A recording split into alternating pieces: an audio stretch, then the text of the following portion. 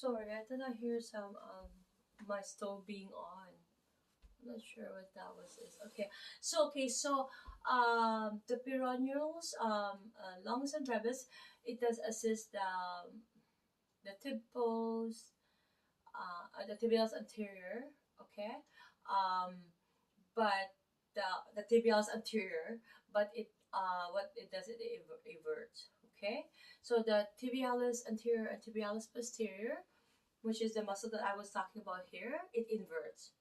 Okay, the along the deep, it's a deep muscle, the tibialis posterior. Okay, although if for massage, let's say for if you were to go for a massage service, it will be at the back. But if you were to treat some periostum, and if you want to have some access on um, the lining of the bone, because that's usually what's painful, you can feel it here on the tibia, on the medial aspect of the tibia. And then if you were to want to feel the tibialis anterior, it's on the lateral aspect of the tibia. Okay, so that's where the tibialis anterior, and it what you call it, it inverts together with the tib ad and tib post. Okay, whereas the lateral aspect, the peroneals, the peroneus longus and peroneus brevis will evert. Okay, the foot. Okay, and then we're gonna go. I'm sorry, there's so many intermissions today. Okay, so there's the poplites. It's the origin is the lateral condyle of the femur. Okay, and insertion at the proximal posterior aspect of tibia. Okay, so it's just a small muscle, just like the plantaris, right? The poplites, um, it, okay, sorry, the plantaris is more so a thin muscle, and the poplites is more so like a small. I should have differentiated that earlier. And we got the poplites here, and then the plantaris. The plantaris is along with a long tendon here, and then I mentioned the peroneals, right? It everts the foot, turns that way, and the peroneus brevis. Okay, and also um, the extensors of the ankle and the toes. I have mentioned the extensor digitorum longus. I have mentioned tibialis anterior earlier, and I have mentioned the tibialis posterior and extensor hallucis longus. Okay, so extensor the digitorum longus, right? It goes to the all the digits there of the foot. Okay, except for the toes. Okay, so the extensor hallucis longus, it goes through the toes. Okay, so tibialis anterior, I have mentioned it earlier, and then extensor digitorum longus, I mentioned it. It goes to the digits, and extensor hallucis longus, it goes to the toes of the foot, and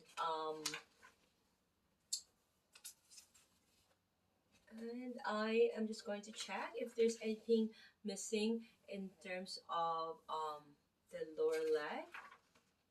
Okay, maybe I should add that two bony landmarks that are really distinguished, more so if it's the lateral side is the lateral malleolus, and if it's the medial side is the medial malleolus. Okay. Okay, so I'm going to be mentioning that this is the calcaneal tendon here, and then the lateral malleolus, and I have mentioned that on the other side here, there's that flexor retinaculum. Okay, and we all have all the tendons of the extensor hallucis longus, extensor hallucis brevis, extensor digitoris brevis, extensor digitorum longus, peroneus tertius, tibialis anterior, the soleus, and then the peroneus longus, and then the peroneus brevis, and the calcaneal tendon is here, and then I have mentioned the lateral malleolus. The superior peroneal retinaculum is here. It's more so where the um, the lateral malleolus is, and a small superior peroneal retinaculum, because within the close to the peroneal tuberosity, but it's between calcaneus and then the lateral malleolus. That's where the superior peroneal retinaculum. Okay, and then the inferior peroneal retinaculum is where that big band here. Okay, keep in mind, and where the adductor digiti minimi. Okay, and it's also that um, extensor retinaculum. We have a flexor retinaculum in this side, and we have the extensor retinaculum in this side. We have the inferior um, and superior retinaculum. Okay, so the superior retinaculum is around here. There's that extensor retinaculum, and then there's that um, inferior extensor retinaculum along this along the in here. Okay, and the okay. So I believe I have mentioned all the muscles. If you wanted to go in detail, I do have some um, another video that goes in the origin and insertion. Okay, so with I'm gonna go in the plantar area, the plantar interossei, or the quadratus plantae around here, and this is the dorsal interossei. Okay, so the lumbricals of the foot are similar here. We have the lumbricals of the hand. We have the lumbricals of the foot. Okay, and